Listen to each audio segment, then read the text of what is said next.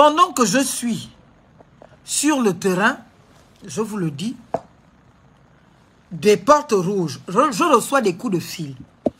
Des coups de fil qui me font état, chers compatriotes, de ce que le responsable de la SEEG est menacé par le vice-président Ousmane Anissé Meunier et en compagnie de M. Ondotom pour lui intimer l'ordre, bien évidemment, de faire la chasse à l'homme de tous les hôtels dans lesquels dormirait la délégation d'Alain-Claude Biliwizeu et de couper l'électricité là-bas. Un. Deuxième chose à intimer, c'était que si finalement le groupe, l'hôtel en question ou l'établissement en question avait, comment vous le dire, avait, excusez-moi,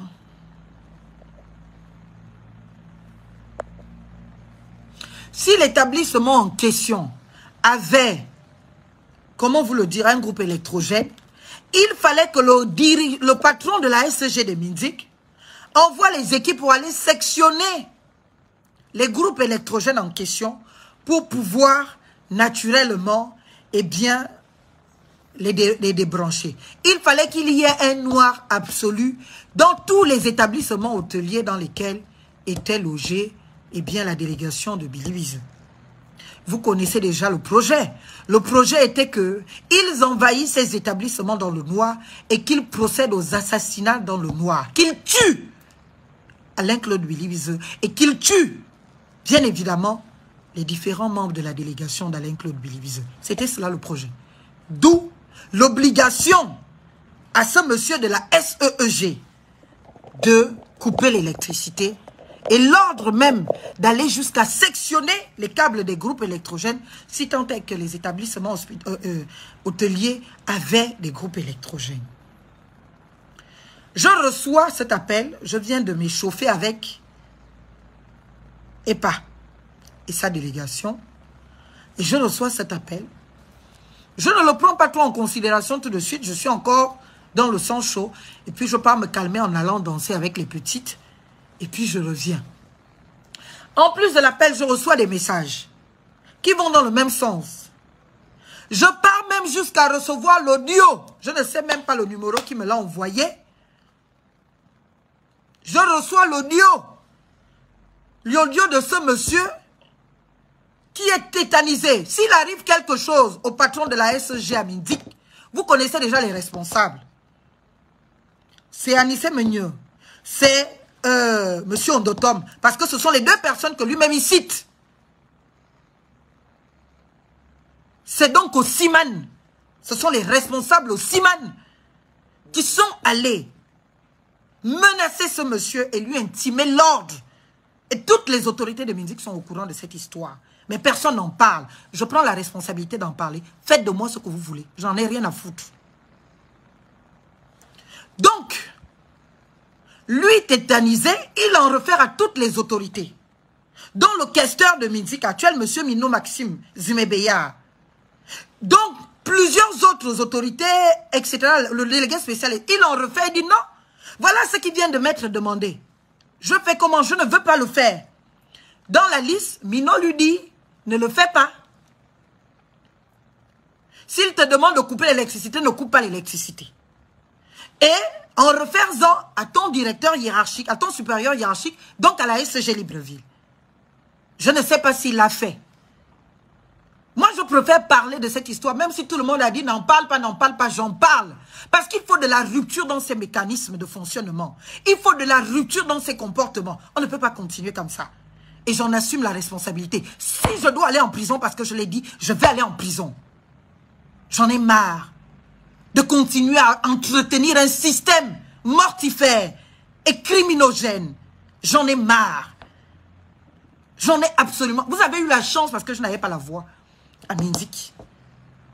Et vous avez eu la chance, parce qu'Alain-Claude Biliwizeu est un vrai acteur politique, un vrai leader. Parce que si Alain-Claude Biliwizeu m'avait laissé à Minzik et ne m'avait pas dit non, Marlène, tel que je te vois là, Tu montes dans la voiture, on part tous ensemble à Libreville. Si j'étais resté à Minzik, vous aurez entendu quelque chose.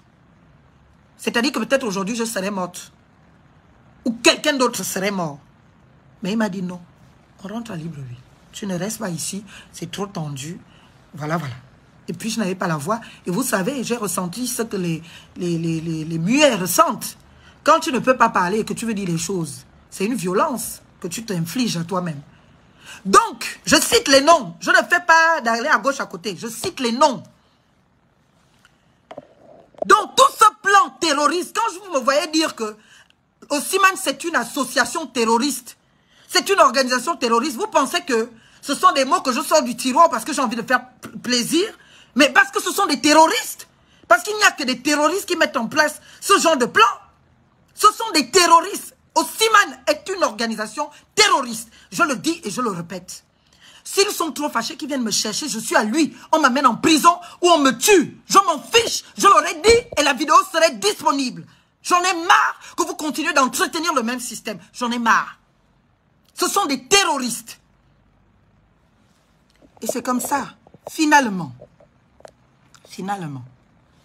quand je suis informé de cette réalité-là, de cette réalité, de ce plan orchestré, et le dirigeant de la SG que je ne connais pas, je ne sais même pas qui c'est, je ne connais pas son nom, je ne connais rien de lui, tétanisé, appelle tout le monde pour dire que voilà ce qu'on me demande de faire. Je fais comment?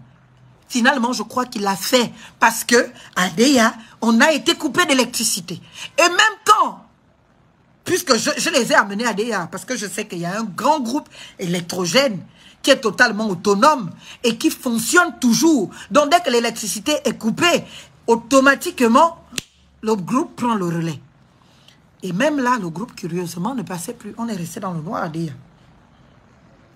Et au mépris total de nos compatriotes, de nos citoyens là, ils ont coupé donc la ligne qui alimente ADA. Ce qui fait que même les compatriotes qui sont dans cette ligne, des citoyens gabonais, quoi, qui vivent là dans cette ligne, la ligne de l'hôpital, vous comprenez, ont été coupés derrière l'hôpital là. Ils ont été coupés.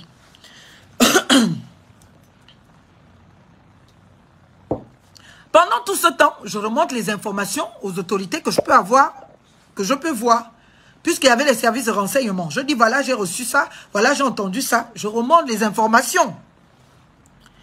Et puis, à un moment donné, tout ce plan organisé, exécuté, parce qu'ils nous ont coupé en électricité, le groupe, impossible de fonctionner, il a fallu l'intervention de quelques bricoleurs qui ont rattaché les cordes et tout ça là pour que le groupe redémarre à nouveau. Vous comprenez ce que je dis? Pour que le groupe redémarre à nouveau. Et à un moment donné, le groupe a redémarré. Et donc, on a pu terminer la soirée en mangeant, en buvant, en faisant le point sur demain. Dès que la délégation s'est retirée de l'hôtel, on n'était pas en cachette, on était à la place de restauration d'ADA, donc c'est-à-dire exposé à l'air libre. Vous comprenez? Quand on revient là, je reçois un coup de fil. Les agents de l'hôtel, ils ne faisaient que me regarder, me faire des signes, depuis même qu'on était là à 22 h. Mais comme j'étais submergée, occupée avec la délégation, je ne pouvais pas être trop disponible pour eux. Je leur demandais d'en référer à mes autres collaborateurs. Et là, qui je vois? Qu'est-ce que je vois? Je vois justement ces agents qui m'appellent, qui me disent non. Il y a maman, donc la propriétaire à OIM, qui veut vous parler absolument. Je prends le téléphone et me dit, ma fille, il faut que vous partiez de l'hôtel tout de suite. Je suis choquée. Je dis, comment ça? Il est minuit, hein? Minuit 50 par là. Dit non, il faut que vous partiez de l'hôtel. Je pense qu'à ce moment, on mangeait même encore. Certains mangeaient encore. Je regarde la délégation, je dis, bon, je vais aller dire à Alain-Claude, il faut que tu parles de l'hôtel qu'on a payé pour que tu dors. Je vais aller dire à toute cette délégation, il faut que vous partiez de l'hôtel, monsieur le président, je ne peux pas faire ça. Je dis à la dame, je n'ai pas vraiment la voix et il y a un peu de bruit parce que le monde, il y a des gens qui mangent, qui parlent. Il faut donc qu'on se retire pour aller à la salle de conférence. Pour ne pas y aller seul, j'appelle l'un des responsables sécurité de monsieur Alain-Claude Bilibizeux monsieur le président de la plateforme et responsable de la délégation. J'appelle l'une de ses responsables communication, enfin, je l'appelle aussi, et puis les membres d'Ensemble pour le Gabon, quelques membres, et mes collaborateurs directs, on se dirige donc vers la salle de réunion. Je vais vous faire écouter un bout de l'audio de cette maman qui me dit, je suis sous pression. Elle me dit qu'elle est menacée. Elle me dit qu'il faut absolument, eh bien, qu'on libère l'hôtel à minuit. À minuit, on doit libérer l'hôtel parce que elle est menacée. Sa maison est encerclée. Il y a plusieurs audios. Sa maison est encerclée. Donc, il faut que nous libérions l'espace.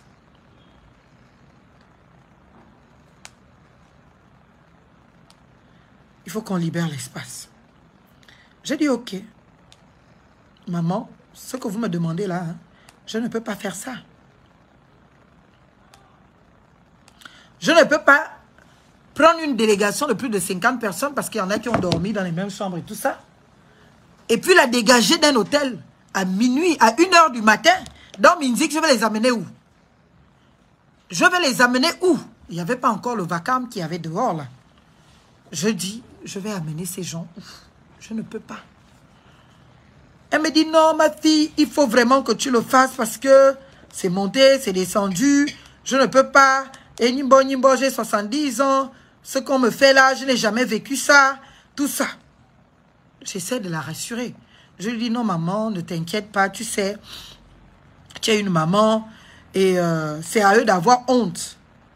Et d'ailleurs, les menaces sont une infraction à la loi pénale. Donc tu peux même les poursuivre en justice et je me propose même de t'y accompagner. Ne cède pas aux menaces. Oh, ils ont dit qu'ils vont brûler mon hôtel. Ils ont dit qu'ils vont brûler ma maison. Ils ont dit qu'ils vont brûler. Je dis non, ne le fais pas. S'il te plaît. Ils ne pourront rien brûler parce que à l'intérieur de l'hôtel, il y a... Cherche-moi mon ordinateur. À l'intérieur de l'hôtel, il y a l'équipe de sécurité de M. Alain Claude. Donc personne ne pourrait rien faire ici. Et à l'extérieur de l'hôtel, il y a la gendarmerie de Minzik qui est mobilisée. Donc ils ne pourront même pas rentrer. À partir de cet instant, vous ne pouvez pas craindre pour votre hôtel. Et deux, moi je ne peux pas me retrouver avec plus de 50 personnes sous la main à Minzik. Je les loge où? D'autant plus que, toujours dans cette dynamique de préserver, d'épargner la famille. Parce que je pouvais amener mes invités chez moi à Minzik. Mais je sais que mes 2 frères sont dans Osiman. Je me dis, si je les amène, ça va aussi être vécu comme un affront. Donc je préfère les garder, gérer ma vie et mes choses, mes engagements, mes convictions, à l'extérieur de l'environnement familial. J'aurais pu aménager une maison ou 2 pour dire, ils vont dormir là, on se débrouille là. Mais, toujours naïve, hein, politiquement, parce qu'en politique, personne ne pardonne à personne. Tu ne peux pas venir faire les histoires, surtout la politique au Gabon, de non, je ne veux pas d'histoire, je préfère... Non, j'aurais dû les laisser à ce moment-là. Bref, on reste dans cet endroit. La maman insiste. Elle dit non, elle ne peut pas, elle ne veut pas, il faut qu'on dégage, il faut qu'on parte de l'hôtel. Je lui dis, c'est pas possible. Et là, je suis obligée même de la menacer. Je lui dis, écoute maman, si vous nous mettez dehors, je vous porte plainte. Et je vous assure que je ne m'arrêterai pas tant que votre établissement n'est pas fermé. Parce que ce que vous faites ne peut pas être possible. On est en pleine exécution du contrat. Moi, j'ai rempli ma part. Je vous ai payé le prix que vous m'avez donné. Est-ce que vous comprenez? Je ne l'ai même pas discuté. Alors qu'il était prévu qu'on discute du prix. Mais j'ai payé ce que vous avez demandé. Vous ne pouvez pas nous mettre à la porte. Et je vais aller réserver des pères et des mères de famille, des ministres, d'anciens ministres de la République, des hauts dignitaires de l'État de la République gabonaise. Regarde dans la chambre. C'est au bureau alors, laisse, c'est pas grave. Trouve-moi un chargeur, la longue fiche de chargeur, là, elle est au couloir, s'il te plaît. Au hall d'entrée, là. Je ne vais pas aller les réveiller à 1 h du matin, à presque 1 h du matin, pour leur dire qu'on n'a plus de chambre de telle sortie. On a vu ça où? Dans quel monde? Que vous payez tout un hôtel pour dormir, pour séjourner, et on vous dit que vous devez libérer cet hôtel à minuit. Je dis, maman, avec tout le respect que je vous dois, ce que vous me demandez là, je ne peux pas faire ça. Alors là, il faut peut-être que vous-même, vous veniez nous déguerpir de l'hôtel avec force. Mais nous, on ne prendra pas nos bagages pour sortir de cet hôtel. Et j'ai appelé le commandant de brigade pour lui en référer. Elle me dit, moi-même, j'ai déjà appelé le commandant de brigade. Je dis alors, le commandant de brigade vous a dit quoi? Et elle me dit, le commandant de brigade m'a dit, ne t'inquiète pas, maman, nous on gère, on assure la sécurité, personne ne va toucher à votre hôtel. Donc, dormez en paix, il n'y a pas de problème. Je dis, mais alors, si le commandant de brigade vous l'a dit, ça devrait vous rassurer. Il dit, non, mais ma fille, ils sont ici, ils ont encerclé chez moi, ils sont venus jusqu'à mon domicile à Oyem. Parce qu'elle, elle vit à Oyem. Pour me menacer que si je ne vous déguerpis pas de l'hôtel cette nuit, ils vont s'en prendre à elle. Est-ce que vous comprenez? Donc, je suis partagée. Je suis partagée par la peur pour cette pauvre maman de 70 ans de se retrouver menacée comme ça. Je suis aussi partagée par le fait que, eh bien, moi j'ai mes droits à protéger. Pourquoi je me retrouverais dehors, dans un hôtel privé où on a payé? Pourquoi? Et avec des responsables, sous ma responsabilité. Non, je ne le fais pas. Donc, j'ai voulu monter dans mes montagnes là, pour dire non, je ne permets pas. Et tout, montre. Ça là. Ça là, je ne vous permets pas et tout ça. Après, j'ai compris que c'est une maman. Elle était en détresse. J'ai plutôt décidé de la rassurer. De lui dire non, écoutez maman, branche ça derrière. Branche ça derrière, débranche l'autre. Et tu me donnes la fiche. Ça, c'est un petit extrait. Parce qu'il y en a plusieurs. On a tout enregistré. Toutes les communications. Ça, c'est un petit extrait. Attends. Je suis vraiment désolée. On vient me mettre la pression à cette heure-là. Moi, j'ai 70 ans. Les gens doivent sortir. Mais qui vous appelle, qui vous met la pression? On me met la pression. Toi-même, tu peux savoir ce que je te dis là. C'est pas la première fois que tu vois à l'hôtel. Moi, je suis commerçante. On me met la pression. Les gens viennent sortir la nuit comme ça. Il vous a dit quoi, le commandant de brigade? Non, le commandant de brigade me dit toujours que maman, calme-toi. Les gens sont là. Les gens sont là. Ils vont partir demain. Et même ils ont compris, à 7 heures, si on vient me cogner chez moi, à 7 heures-ci, pour mettre la pression. Qu'elle nous mette dehors. Bon. Au Simani. Parce que j'ai pas la foi, vraiment, c'est compliqué. Le commandant de brigade a dit que nous, on est là, on surveille l'amateur. On verra ça demain matin. Mais c'est tout ce qu'on peut te dire. Personne ne peut venir casser chez toi ou brûler chez toi. Il y a des agents de sécurité à l'intérieur et à l'extérieur. Mais je leur ai dit ça, même le commandant de brigade a dit que quand les gens sont là, nous-mêmes on est là. Qui peut demander aux enfants là? Depuis 18 heures, mon petit frère, on est le maire a dit l'hôtel c'est privé. Ils ont commencé cette affaire-là, ma fille, depuis 17 heures. J'entends. Pardon, depuis 19h30. Mon frère connaît le maire de Nicolas, il a appelé, le maire a dit, moi j'ai seulement protégé les défis. S'ils sont là-bas, c'est maintenant privé. J'ai appelé le commandant de brigade. Il veut aussi a dit la même chose. C'est ce qu'il vient de dire tout de suite. Il donne déjà, sinon on devrait faire demain matin. Écoutez, moi je ne peux pas vous dire tout ça. Le commandant de brigade, ceux qui sont venus me trouver à la maison là, ils ont entendu comment le commandant de brigade parle. Ceux qui sont venus me trouver à la maison ont entendu comment le commandant de brigade parle. Ils sont quand même encore menacés. Le commandant de brigade a dit qu'il dort déjà. Depuis là, il dit qu'il a dormi. Là, ils sont dans un truc privé. Il dit ça depuis. Mais il y a les agents de la gendarmerie là. Hein. Ils sont tous là en civil. C'est que ma seulement. Bon, Écoutez, je ne continue pas, c'est long. Il y a plusieurs audios. C'est-à-dire que ça me paraissait tellement surréaliste que mes équipes ont décidé. Vous voyez déjà que je n'avais pas la voix, donc j'étais parfois obligée de me faire aider, tant pour parler ou pour machin, par les autres. Mais vous savez ce qui est dramatique dans cette histoire?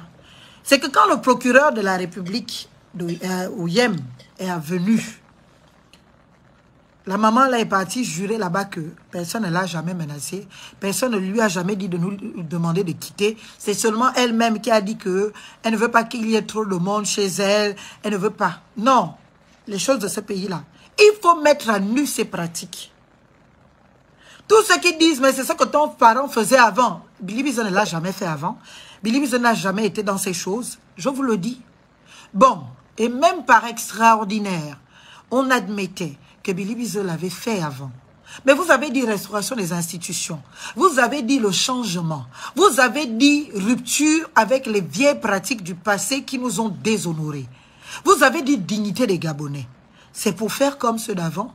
Je vous l'ai dit depuis le 30 août à la télévision, que c'est bizarre, 2024, le 30 août, que vous preniez en référence de cesse les gens dont vous avez constater la médiocrité. Vous avez dit que vous faites le coup d'État parce que la gouvernance passée était médiocre. Mais toutes les fois, qu'on vous met face à vos errements, qu'on vous met face à vos incongruités gouvernementales, qu'on vous met face à votre malgouvernance, vous voulez toujours la justifier par les autres ont fait avant. Moi, je crois en la justice. Et la justice, ce n'est pas l'assouvissement d'un sentiment de vengeance. La justice, c'est la réparation du tort qui est fait à la société. Alain-Claude Bilibize l'a encore dit aujourd'hui. Vous a demandé de mettre en place la commission justice, vérité, justice et réconciliation. Vous ne voulez pas en parler. Vous ne voulez même pas en entendre parler. Pourquoi? Parce que cela vous profite bien de payer un certain nombre de personnes pour aller pourrir la mémoire de nos compatriotes, pour leur faire croire que c'est Alain-Claude Bilibize le mal du Gabon, et c'est lui qui est responsable de tous les maux du Gabon, et qu'à partir de cet instant-là, que les gens détournent leur regard de vous, votre vraie responsabilité dans le déluge Gabon, pour qu'on aille l'attribuer à qui ne doit même pas en répondre, parce que bien évidemment, il n'a jamais été à aucun commandement qui soit de nature à engager véritablement la vie de la République gabonaise. Je vous ai dit, Bilibize n'a jamais été ministre des routes, ministre des travaux publics, mais vous lui demandez quand même pourquoi il n'y a pas de route à Makokou. Mais dans un état de droit, on n'est pas ministre de son village, on n'est pas ministre de sa province ou de son ethnie. Dans une république, on est ministre de la République, ministre de tout le Gabon. C'est-à-dire que dans son domaine de compétences, on doit pouvoir être de contribution échelon par échelon sur toute l'étendue du territoire et répondre aux besoins des populations. Mais vous dites, il n'a pas conçu à Makokou, encore heureux, ça prouve qu'il est républicain. Parce que s'il avait détourné l'argent de l'État pour aller construire Makokou, vous aurez aussi été les premiers à venir dire que oui, il a détourné le projet qui devait aller à Mindik pour construire Makokou. J'ai entendu certains Mindikois qui disent, oh, pourquoi il n'a pas fait le fait 2? Mais mon Dieu, vous êtes amnésique. Le problème dans notre pays, c'est que les gens ne vont même pas à la source de l'information. Les gens ne vont pas à la source de l'information. Parce que si les gens allaient à la source de l'information, vous sauriez que en 2010, Bilibize n'était pas encore ministre. Alors que le projet fait 2, c'est 2010. Demandez à celui qui était ministre de l'énergie à ce moment-là, pourquoi fait 2 ne s'est pas réalisé? Parce que l'argent a été sorti pour ça. Il y a eu un budget pour ça. Demandez à celui qui était premier ministre en 2010, où était parti l'argent de fait 2. Demandez à tous les premiers ministres, dont Donsima qui est actuellement premier ministre de la transition. Pourquoi il n'a pas repris fait 2? Puisque vous avez dit à Bilibize qu'il n'est pas chez lui à Mindik. Il n'est pas chez lui dans le Wellington. Admettons que ce soit vrai. Admettons que le Wellington soit un État à part et que seulement les enfants du Wellington, bien évidemment, doivent développer le Wellington. Pourquoi Donsima n'a pas réalisé le projet fait 2? Il a été premier ministre d'Ali Bongo 2 ans. Pourquoi? C'est Alain-Claude qui a fait 7 mois. Il est premier ministre en janvier. Le budget était déjà passé. C'est-à-dire qu'Osuka avait déjà engagé le budget de l'État au titre de sa politique générale. Bilibize est parti faire sa politique générale à l'Assemblée. Il devait attendre pour le financement de cette politique générale eh bien, l'année fiscale, l'année budgétaire, en septembre, donc après le coup d'État là, Billy Wiese n'a pas pu établir un budget général en rapport avec sa politique générale pour pouvoir mettre en œuvre tout ce qu'il a conçu dans cette politique générale en tant que Premier ministre. Il a pris le poste de Premier ministre, le budget de l'État était déjà engagé et il a fait avec ce qu'Osouka a laissé. Voilà la réalité qu'on ne vous dit pas. Si vous estimez donc que ne doivent développer le Wellington que ceux qui sont originaires du Wellington, pourquoi Donsima n'a pas développé le projet un fait 2 qui devait nous être profitable à tous? Pourquoi Daniel Onondor n'a pas développé un fait 2? Pourquoi tous ces ministres du Grand Nord, même les ministres de Mindik, n'ont pas développé un fait 2? Jonathan Toutoumongoma, ministre de Mindik, pourquoi n'a-t-il pas suffisamment pesé pour développer un fait 2? Françoise Assanganoba, ministre de Mindik, pourquoi n'a-t-elle pas suffisamment pesé pour développer et pour réaliser un fait 2? Pourtant, Emmanuel et Yorozo, pour ne citer que ces trois-là, n'ont-ils pas pesé suffisamment pour développer un fait 2? C'est Alain-Claude Billy Wiese que vous discriminez, que vous estimez qu'il n'est pas gabonais du Wellington, il est gabonais de Makokou. Donc, à qui vous demandez, vous reprochez d'avoir n'avoir pas réalisé, bien évidemment, un fait 2. Parce qu'il aurait été ministre de l'énergie. Mais il a été ministre de l'énergie en 2021. Allez vérifier. 2021. Donc, de 2010 à 2021, il n'y a pas eu de ministre de l'énergie ou de premier ministre originaire du Wellington pour aller réaliser le projet en fait 2. Vous qui êtes devenus aujourd'hui les principales personnes en charge, bien évidemment, de discriminer les Gabonais selon qu'ils soient d'origine X ou Y, Z. Pourquoi vous n'avez pas pendant 10 ans de gouvernance d'Ali Bongo avec les Wellingtois, pourquoi n'ont-ils pas, et parmi, il y avait même s'ils n'étaient que les ministres délégués, les ministres de Mindik, pourquoi n'ont-ils pas développé un fait 2? Et vous voulez venir justifier votre haine gratuite en disant, oh non, mais il n'a pas développé un fait 2. Mais il était ministre de l'énergie en 2021. Allez-y compter. Et pendant 2 ans. Donc c'est lui, parce que c'est lui le premier. En 2021, il est ministre de l'énergie. Il n'est pas ministre. Il n'est pas premier ministre. C'est le premier ministre qui détermine sa politique générale et qui la met en pratique. Demandez à celui qui était premier ministre en 2021 pourquoi n'a pas pris en compte dans sa politique générale, le projet fait 2. L'ignorance de beaucoup les condamne à être des perroquets de quelque chose qui n'existe pas. Vous ne connaissez pas comment fonctionne un État. Vous ne connaissez pas les prérogatives dévolues à chaque ministère et chaque ministre, à chaque autorité. Mais par la haine qu'on vous a enseignée, qu'on vous paye à développer, vous décidez d'attribuer tous les maux du Gabon à un individu. Vous n'avez pas honte. Vous n'avez pas honte. Et vous pensez que moi je peux traiter avec vous? Je ne traiterai pas avec vous. Parce que vous êtes des apologistes du crime. Vous êtes des apologistes du crime. Vous qui aimez tant le Wellington, vous qui êtes des vrais fans, vous qui êtes des vrais gens à l'endroit de qui on doit exprimer le Bangam. Quand je suis venu expliquer ici que comment la filiation chez les fans s'établit, on m'a dit que j'ai discriminé, j'ai dit qu'Oligui n'est pas du Wellington. Vous l'avez dit. Mais regardez comment vous les Wellingtois de Yem, vous traitez Ondosa. Regardez comment vous financez qu'on traite Ondosa comme de la merde. C'est pour cela que je vous dis, moi je ne crois pas à vos histoires de Bangam. Je crois en la République et à la citoyenneté.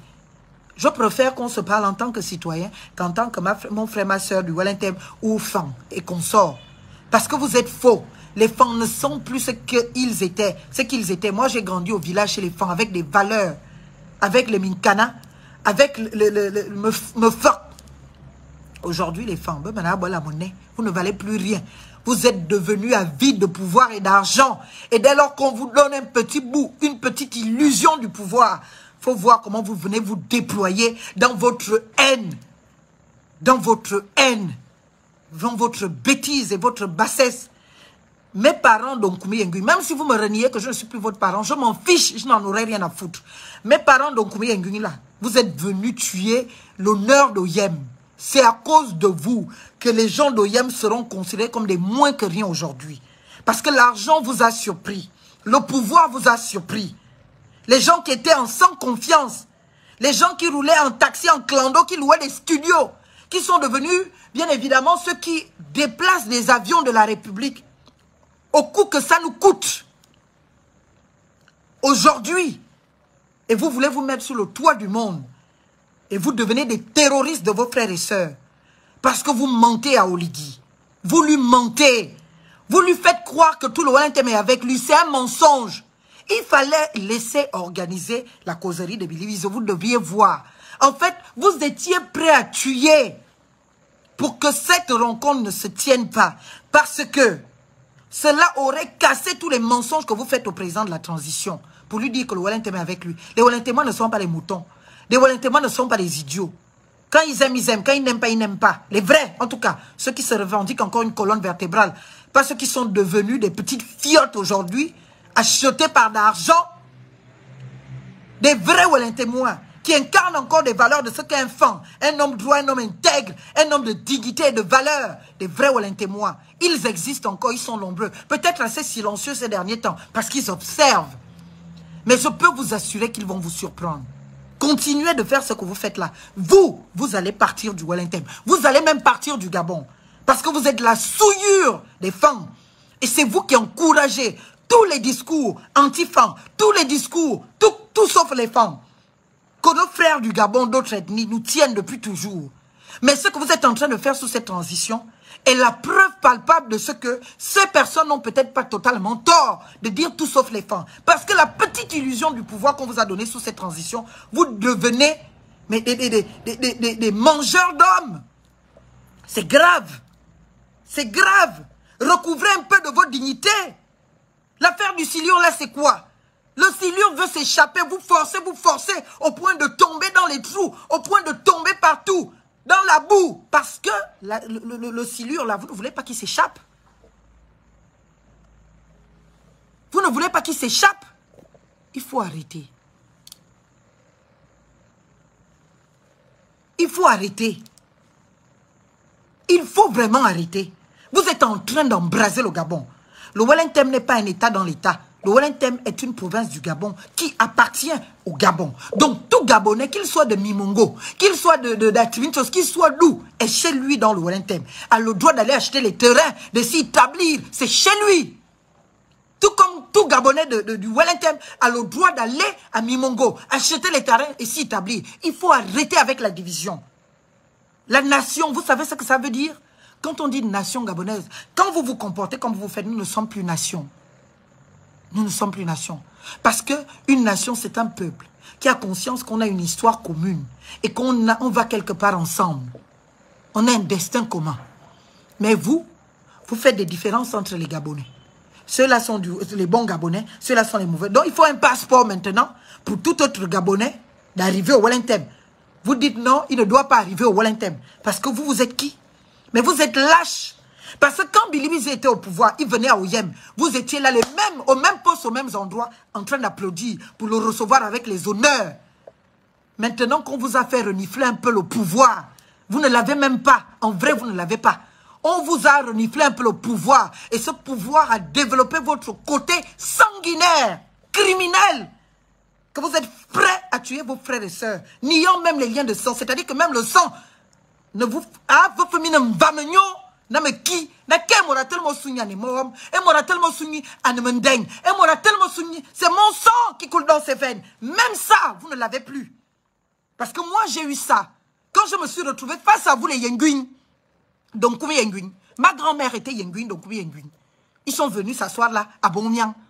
Mais Gamabiyon Florentin, mon Dieu. C'est vous qui étiez devant moi prêt à m'incendier. Oyomam vam na be we mi no kunyo ne mi atana quand même ngozaye de telebiosu ndezaye de telebiosu nzida owabanwa inya telebiosu, rien de tout cela. Vous vous êtes montrés comme des personnes qui peuvent manger des cannibales qui peuvent me manger comme ça cru. Mon Dieu, à cause de quoi? Vous pensez qu'Oligui n'a pas de service de renseignement? Il connaît la vérité. Le Wellington n'est pas avec lui, il le sait. C'est pas parce que vous êtes venu vous faire un petit groupuscule de jeunes à qui vous avez donné des stupéfiants et consorts pour venir être là comme des zombies, crier, le seul leader du Wellington c'est Oligui. Le fait même déjà de le dire, c'est que vous êtes conscient vous-même qui n'est pas le leader du Wellington. Vous êtes conscient qui n'est pas le leader du Wellington. Fallait laisser Alain Claude parler à ses concitoyens. Il fallait les laisser. Il fallait le laisser. Vous avez eu peur parce que vous avez eu des informations que tout Minzik était mobilisé à venir l'écouter. Et les images devaient déconstruire tout ce que vous racontez en mensonge à Oligui. Les images de la discussion de Billy Wiese avec les populations de Minzik allaient déconstruire tout ce que vous racontez à Oligui. Lui dire que c'est le seul leader du Wellington. Ce n'est pas parce que vous le criez 10 000 fois que c'est le cas. Il n'est le leader de personne au Wellington. De votre famille, oui. Mais il n'est le leader de personne. Je vous le dis et je vous le répète. Il n'est le leader de personne au Wellington. Personne ne connaît son leadership au Wellington. Est-ce que vous comprenez? Il fallait laisser se tenir des gens qui avouent publiquement que nous avons les armes. On a placé les gens dans les villages avec des calibres 12. Dès lors qu'on voit les voitures de Billy Wiese, pom, pom, pom, pom, on tire. Dans un état de droit, ils ne sont même pas interpellés. Pas interpellés. En situation de flagrance.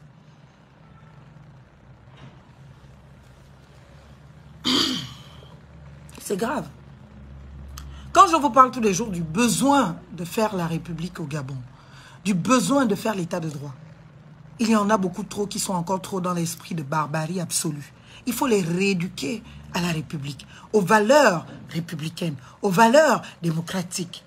Parce que si tout le monde devient barbare, je vous assure, on ne s'en sortira pas, le Gabon disparaîtra, ce sera un autre pays, le Cameroun en fera une province, ou la Guinée équatoriale en fera une province, ou le Congo en fera une province. Ça a existé pour d'autres peuples, ça peut nous arriver à nous. Mais pourquoi ne saisissons pas l'opportunité qu'a semblé nous donner cette transition pour enfin nous restaurer dans notre dignité? Pourquoi? Il fallait laisser Alain Claude faire ses causeries. Et ce qui m'a le plus fait mal, c'est que le matin, dans notre programme, on avait prévu faire le petit déjeuner chez M. Zakou Lucien, qui est un Manombon, grand frère d'Alain Claude Billy Wiese. C'est-à-dire que M. Zakou Lucien, lui, ne fait plus de la politique. Il s'est retiré de la vie politique. Mais il s'est dit, il est patriarche Mbon. Et chez les femmes, ça compte la tribu. La tribu, ça compte chez les femmes. En tant que patriarche Mbon, Madame Bona Zuidaden, il se doit de le recevoir. Il dit, mon petit frère, tu viens prendre le petit déjeuner avec tes délégations chez moi. Même cela nous a été refusé. Le procureur de la République de Yem a dit qu'elle ne peut pas assurer notre sécurité. Donc, on avait même interdiction de traverser. Traverser le portail. Ma voiture était incapable. C'est-à-dire, je suis parti de Minzik. Même aller dire au revoir à mon père sur sa tombe comme je fais de coutume. Quand je pars à Minzik, la première personne à qui je dis bonjour, c'est mon père. Je dois d'abord aller sur la tombe de mon père. Je fais des bisous, je fais des câlins, je m'allonge 5-10 minutes sur la tombe, je parle à mon père. Et quand je pars de Minzik, je fais la même chose. Je m'allonge sur la tombe de mon père, je dis à papa, il faut me conduire. C'était un chauffeur. Donc, le volant là, c'est toi. Moi, je pose juste mes mains. Sécurise-moi. C'est ce que je fais, mon rituel. Même ça, je n'ai pas été en possibilité de le faire. Ils sont venus ça. C'est-à-dire que les personnes privées qui prennent un véhicule, qui le mettent sur la route, et puis ils ne craignent rien, et puis ils s'adossent dessus. Il n'a qu'à sortir, on va tous vous exploser, on est prêts, il ne parle pas ici. J'ai dit, eh, ma voix, là maintenant elle va partir, pas du fait de la grève, mais du fait de crier. Mon Dieu, j'étais là, j'ai dit. Alors qu'au début, hein, j'ai voulu prendre ça à la légère, je leur faisais les bisous, je leur faisais des cœurs.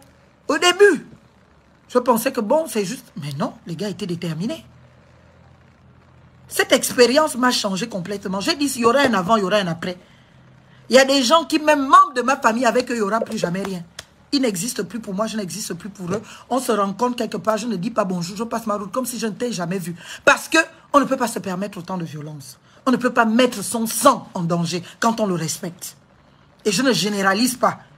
Maintenant, celui qui voudra dire que, ah, comme il a fait ça à tel, moi aussi je prends ma position, je la respecterai. Mais je ne généralise pas les gens. C'est toi qui m'as fait du mal, c'est avec toi que j'ai cette affaire-là. C'est-à-dire que c'est avec toi qu'il n'y a plus rien ensemble. C'est fini. Chacun vit sa vie, chacun gère sa vie. Je meurs, ne viens pas. Et tu meurs, je ne viendrai pas. Parce que je pensais que même en politique, il y a quand même des limites. Il y a des limites. On n'est pas à une élection, on n'est pas en campagne, une causerie. Peu importe comment vous détestez Bilibise, mais le simple fait que Marlène soit celle qui l'amène, ça aurait dû vous amener à réfléchir. Ça aurait dû vous amener à avoir un comportement de responsable. Ça aurait dû vous amener à vous dire quand même que bon, je suis sorti quand les gens d'Oyem là sont arrivés. Ils étaient transportés. Première délégation, boum, on jette à la brigade. On repart prendre une autre. Les bus venaient d'Oyem. Et on a recruté quelques jeunes là, désœuvrés, à qui on a donné un peu d'argent, 25 000, c'était le montant. Puisque là où vous avez donné cet argent, les gens étaient là. Ils sont venus le rapporter. Et quelques cobolos dans les trucs. Et puis, les gens étaient là. Comme je sais pas. J'ai jamais vu autant de violence. C'est pour cela que j'étais. Vous dites, il y a un journaliste de TV+, qui a posé une question à la conférence de presse. Heureusement que le président y a répondu. S'il ne s'est rien passé de très grave à Mindik, c'est grâce à Bilibise. Son expérience politique, son calme, sa sérénité et surtout sa réserve. Parce que, pour certains, vous avez perdu ce qu'on appelle le Bangam. Mais à un moment donné, tous mes petits de Nazareth Zamatala sont venus. En grand groupe. Pour en finir avec les gens qui sont venus d'Oyem là, pour dire vous dégagez, sinon on se fait ça entre nous. Je vous l'ai dit dans un live que, mais on est tous de Mindik. Vous connaissez l'histoire du couteau de Mindik, non? On pouvait tous rentrer dans nos cuisines, prendre nos couteaux, et puis on s'éventrait. On pouvait le faire. Mais j'ai dit, ah, depuis là-haut, j'ai dit que c'est l'état de droit. Moi-même, je me bats pour chasser ces pulsions-là de barbares. On n'est pas des barbares, nous. Nous sommes des démocrates. Il a fallu Alain Claude Bilibise. Parce qu'à un moment donné, tu peux être de raison, tu peux être de raison et tu peux être poussé à bout. Alain Claude m'a dit, demande-leur de reculer et de ne rien faire du tout. Alors que les petits aussi étaient chauds. Hein. Ils étaient là, la délégation de Modeste et tout, ils étaient là. Yeux rouges, ils ont dit, si c'est ça, on va vous montrer que nous, à Mindik, quand je lis certains dire que ah, Mindik n'a plus de jeunes, non, les jeunes de Mindik, en tout cas de mon quartier, sont venus la nuit et le jour pour en découdre avec ces gens d'Oyem. Mais comme on connaissait déjà les plans c'était de créer un incident, les gens s'entretuaient, même si Alain Claude était épargné, c'est lui qu'on allait arrêter, menotte à la main, pour dire qu'il faut le foutre en prison. C'est à cause de lui que c'est arrivé. Ou en attendant de clarifier la situation pour savoir qui a été l'envoyé, qui a été le meneur, qui a été... Eh bien, il fallait l'arrêter, nous arrêter même tous, nous mettre en prison. C'est pas aujourd'hui qu'il est né. Il connaît comment vous fonctionnez. Il connaît le système. Il connaît les formules du système. Le système que le CTRI a dit venir mettre à mal, faire tomber. Ce même système est ce que le CTRI revendique des plus belles. Au travers de l'observation de ces pratiques. Alain Claude qui connaît ça, il a dit non. Tu demandes à tes frères, personne ne réagit. Tu demandes à tes frères de reculer. Tu demandes à tes frères de ne pas céder. Parce que s'ils cèdent, c'est grave. Là, les fusils vont sortir. Et lui et son équipe aussi. Jusqu'à son équipe, l'équipe d'Alain Claude de sécurité a été même menacée de dire que s'il se passe quoi que ce soit, ne sortez pas les armes. Parce que si vous tirez, on tire. Mais c'est à vous d'assurer notre sécurité. Il n'y a qu'au Gabon où j'ai appris que l'état de droit, c'est...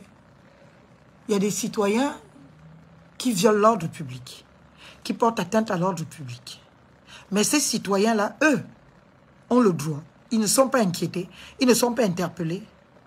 Mais celui qui est victime, lui, on lui dit, bon, il vaut mieux que tu retournes. L'argument tout de suite, je l'ai compris. Parce que il nous disait, il n'était pas en effectif, en capacité de nous protéger. Mais je pense que le procureur est arrivé à Mindik autour de 5h, 6h. Si ce n'est même plus tôt. Dès que vous constatez que c'est grave, vous faites venir l'Iveco d'Oyem. Ah! toute la caserne d'Oyem était déployée à Bitam pour un match de football avec le gouverneur d'Oyem. Alors que le Wellington entier est informé qu'Alain Claude vient avec sa délégation. Minzik entier informé qu'Alain Claude vient avec sa délégation. Mais on juge bon d'envoyer toute une caserne avec tous les agents et les officiers et autres à Bitam pour un match de football, alors qu'on avait besoin de renforts pour sécuriser la tenue de l'événement. Si l'état de droit était, on aurait tenu notre événement. On aurait interpellé tout de suite tous ces gars-là, les meneurs-là. On les aurait foutus à la cellule. Et puis, tous les autres allaient être dissuadés de ne pas continuer. Et puis, on permettait aux citoyens qui voulaient venir écouter Alain Claude de venir l'écouter religieusement. Et après, on continuait notre route. Mais on nous dit, non, on n'a pas les moyens d'assurer votre sécurité. On a les informations que la tendance est la même dans toute la province. Qu'il y a des gens dans les rues qui ont des fusils ou machin qui peuvent. Et nous, on ne veut pas être responsable de votre mort ici. Donc, on préfère vous dire de reculer, de retourner. Je peux pas demander, supplier même le petit déjeuner. On dit non. Vous ne pouvez pas. Alors que les mères de famille se sont engagées bénévolement à se réveiller à 4 h du matin pour aller faire un repas de petit déjeuner à toute la délégation. Chez moi, à Minzik. Dans mon quartier, à Nazareth. Chez pas Lucien. Même ça, on n'a pas été autorisé à prendre. On a dans notre équipe des personnes âgées qui prennent des médicaments, qui sont restés de la veille, du repas de la veille, jusqu'à Kango, où on est arrivé vers les 20 h, 19 h, 20 h, sans manger. Vous comprenez, sans manger, sans même boire. Parce que le matin, la propriétaire de l'hôtel est venue pour nous foutre dehors. Et elle a dit qu'elle n'a jamais été menacée puisqu'elle a été interviewée, pas interviewée, interrogée par le procureur. À un moment donné, le procureur m'a dit, et à un moment donné, on s'est même retrouvé encore pour poser la question à maman, qu'est-ce que tu leur donnes l'espace ou pas? Elle a dit non. Je ne veux plus, ils doivent partir tous. Et je n'ai jamais été menacée. Moi, je ne connais pas ces choses. Je ne connais pas de quoi elle parle. Et me voilà là, la grosse tête, comme une vraie maboule. Comme quelqu'un qui invente. Heureusement que le procureur savait que je n'inventais pas. Parce qu'elle connaissait la vérité. Vous imaginez ça? Elle jure. Jusque-là, je l'appelais maman, maman, maman. Mais quand elle a fait ce qu'elle a fait au poste de gendarmerie, là, quand on est reparti, elle voulait me parler que, oh, faites ceci, j'ai dit, maman, non, s'il te plaît, pardon. J'étais déjà assez respectée. Je dis, ça suffit. Après toute la nuit qu'on a passée ensemble, toi et moi au téléphone, j'étais même triste et apeurée de me dire que mon Dieu, il peut arriver quelque chose à cette maman, 70 ans, elle peut faire une crise cardiaque et tout. J'avais peur pour elle. Parce qu'elle est menacée, terrorisée, encerclée. Les gens sont allés même dans sa maison. Et elle va dire à la gendarmerie que, oh, qui, moi, jamais. Je vous ai fait écouter l'audio. Je n'ai jamais été menacée. Ce genre de choses ne doit pas se reproduire. Donc, ce qui s'est passé à Minzik, ce n'est pas le fait des Minzikois, les populations minzikoises. Non. Si je dois déclarer une complicité aux autorités de Minzik, c'est une complicité passive. Parce qu'elles ont laissé faire. Elles avaient le pouvoir d'arrêter ça. Il aurait suffi, quand Minzik était Minzik que j'ai connu, Minzik dans lequel j'ai grandi, il aurait suffi que 3, 4, 5 responsables, le délégué spécial, c'est pour cela qu'on vous dit tous les jours qu'on n'est pas libéré. Tout le monde est tétanisé, tout le monde a peur. Les gens sont dans la peur. Comment dans une ville, une délégation va venir d'une autre ville pour venir imposer la terreur pendant plus de 24 heures dans une ville? Et on ne voit pas le délégué spécial. Ils ont réagi par la passivité. Ils ont dit on ne se mêle pas de ça. Ils ne se sont pas mêlés.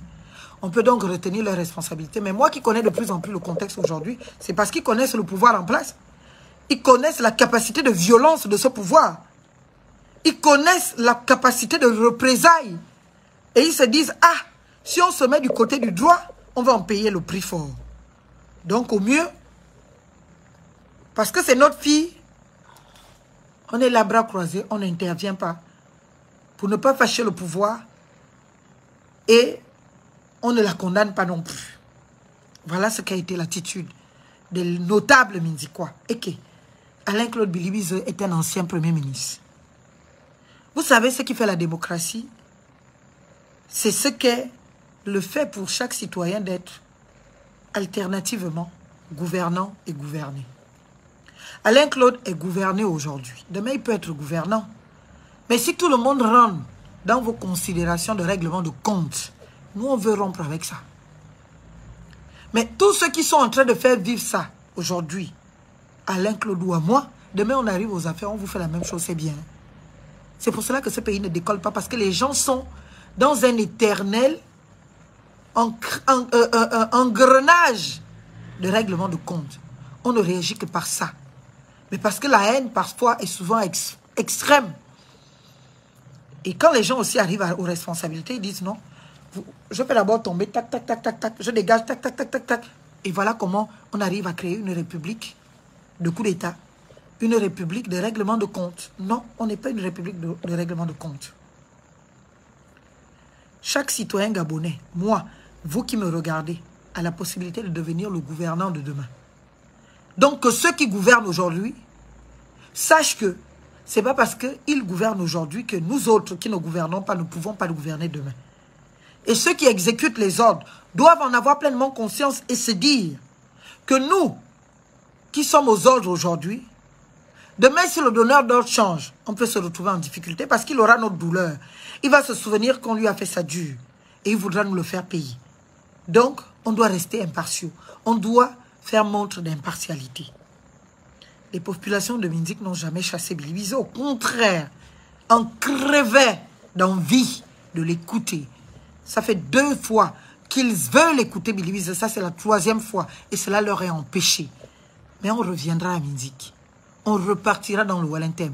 Parce que le Wellington, c'est le Gabon. Sauf à nous prouver que maintenant, le Wellington est un État à part entière et que nous, les Gabonais, nous ne sommes plus chez nous dans le Wellington. Mais tant que c'est le Gabon, nous repartirons dans le Wellington. Et comme ce ne sont pas les populations qui nous ont chassés,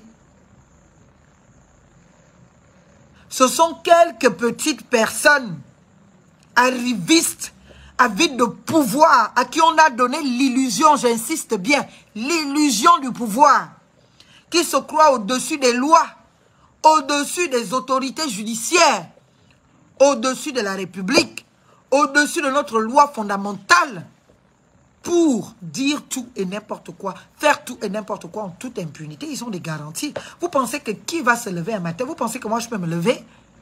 Je prends un véhicule, je mets au milieu de la route et je dis j'ai des bombes dans le véhicule et que je vais bombarder telle personne. Et puis la police va me regarder. La police va me laisser. Osiman est une association terroriste. Osiman est une association terroriste. Et ce sont eux qui font la terreur dans le Wellington. Et ils veulent avoir l'ambition d'être national. Mais mon Dieu, regardez-vous. J'ai de la peine. Mais un mépris profond. J'ai eu la chance d'être bien éduqué par mon père et par ma mère. Ma mère et mon père m'ont éduqué à ne pas trembler devant l'argent. C'est pour cela que vous pouvez être milliardaire comme quoi. Vous pouvez être tout. Je ne tremblerai pas devant l'argent. Ce n'est pas l'argent qui me fera changer mes convictions. Quand j'ai un peu, je monte en classe affaires. Le jour où je dois vraiment voyager et que c'est dur et que c'est difficile, je ne peux pas payer classe affaires. Je vais prendre classe économique. Je n'en mourrai pas. À Libreville, je peux être avec chauffeur. Je peux être moi-même au volant comme je peux être en taxi. Je n'ai pas ces complexes. Parce que l'argent ne m'a pas surpris, heureusement. Depuis que je suis plus jeune, j'ai appris à côtoyer l'argent. Et à côtoyer les gens qui ont vraiment l'argent. Et qui ont autre chose à partager autour d'eux que l'argent ou que des sujets d'argent. Et j'ai appris auprès de toutes ces grandes personnes. Donc, les arrivistes d'Oyem là, qui ont découvert l'argent, qui hier étaient en sans confiance, et qui aujourd'hui, parce que le président de la transition leur a donné un peu d'argent, sont devenus prêts à tuer, à renier le sang, à renier la tradition, la coutume, les valeurs, à renier tout. Mais ce n'est pas à moi que vous le faites. Vous le faites à vous-même. Morabo kimot, morabo vemien. C'est ce que vous faites. Ce n'est pas à moi. Comme disaient mes jumelles d'Engong, l'homme ne fait pas l'homme, l'homme fait lui-même. Morabo mot, niabo mina bien. Parce que je vous assure, Si moi et Soleil Fontam, Marlène Fabienne, au Pangwan, au Pams, mais Zene Céline qui est devant vous là, Farambang, j'ai un peu de sang yenguin dans mon corps. Vous allez tous payer. Vous allez tous payer. Si vous avez fait du mal au Gabon, vous allez le payer. Et je vous assure que je serai là à y veiller. Vous allez payer. Parce que nous, on veut arranger. Et vous, vous avez érigé en valeur, en référence, la médiocrité qu'on a condamnée hier. Il faut les voir aujourd'hui. Ils n'ont même pas honte. Mais ton Alain Claude faisait ça hier. Ah bon? Donc cela ne vous dérangeait pas qu'il fasse ça hier. Donc comme il a fait ça hier, vous aussi vous devez faire ça aujourd'hui. Mais vous n'êtes pas différent alors de lui. Alors pourquoi le condamnez-vous? Si tant est que c'est vraiment lui qui l'a fait hier, alors que ce n'est pas lui. C'est lui que vous pensez être votre moins cher, mais il ne sera jamais votre agneau sacrificiel. Il ne sera jamais votre moins cher. C'est un Gabonais de pure souche, comme vous en êtes à devoir classifier les Gabonais selon qu'un soit de souche ou pas de souche. C'est un Gabonais. Et il se revendiquera toujours sa nationalité et son identité gabonaise. Vous n'allez pas le réduire à n'être que de Makokou. C'est un Gabonais de pur sang et de pure souche. Et personne ne le fera taire. Et personne n'en constituera le bouc émissaire. Et personne n'en fera l'agneau sacrificiel. Personne n'en constituera, je dis bien personne, le responsable du déluge Gabon. Parce que les responsables du déluge Gabon, vous trinquez au champagne avec eux, dans les bureaux, dans les maisons, dans les restaurants. Vous êtes devenus copains, coquins, consanguins, amis aujourd'hui. Les responsables du déluge Gabon. Alain Claude, ça fait plus d'1 an, il vous demande la commission Vérité, Justice et Réconciliation. Pourquoi vous n'y accédez pas? Parce que vous avez peur de la vérité. Et parce que vous savez que la vérité n'est pas en votre faveur. Et parce que surtout, vous savez que la vérité va dissuader, va laver Alain Claude. Je vais vous raconter une histoire. Je n'aurais peut-être pas dû, mais je vous la raconte. Je l'ai même raconté à Alain Claude aujourd'hui. Je vais vous dire. Monsieur le président de la plateforme, Alain Claude, je vais vous dire ceci. J'ai vu, en me baladant, un jeune, un Gabonais de la quarantaine, qui m'a vu au Radisson là-bas, qui m'a interpellé, et puis m'a dit, maître, je suis fier de vous. Vous voyez vraiment des étoiles dans les yeux. C'était pas du fake. Vous sentiez vraiment que le mec, il était en expression de fierté. Je suis fier de ce que vous faites. Vous savez, de tous les hommes politiques du Gabon actuel, le seul qui aime véritablement le Gabon, parmi ceux qui ont gouverné ce pays, peu importe le niveau de responsabilité, et surtout ministériel, c'est Alain Claude Biliviza. Et pour ça, je vais le soutenir. Et je vous encourage à continuer. Je voudrais vous offrir votre repas de Saint-Valentin. Parce que je le connais. Je le connais pourquoi? Il ne me connaît pas du tout. Le compatriote me partage que il travaillait dans une société où il faisait des cocktails et des petits déjeuners pendant les conseils interministériels. Donc là où se débattaient les grandes questions qui engagent la vie de la République, les projets politiques et autres. Et en servant le café, c'est pour ça qu'on dit qu'il ne faut jamais négliger les gens. Ces dames de chambre dans les hôtels, ces serveuses et serveurs dans les restaurants, ils écoutent tout. Et ils peuvent se faire un avis. Et il dit pendant les conseils, toutes les questions qui ont fait débat dans l'actualité dont les Gabonais exprimaient leur rejet, Alain Claude était du même avis des Gabonais. Alain Claude était le seul ou l'une des seules personnes à porter la voix du Gabon et des Gabonais lambda du quartier sur certaines questions. Il a parlé de la question de la dépénalisation de l'homosexualité. Il a parlé de bien nombre. Mais comme c'est la majorité, même en conseil interministériel, au conseil des ministres, qui l'emporte, eh bien, lui, il développait, il défendait.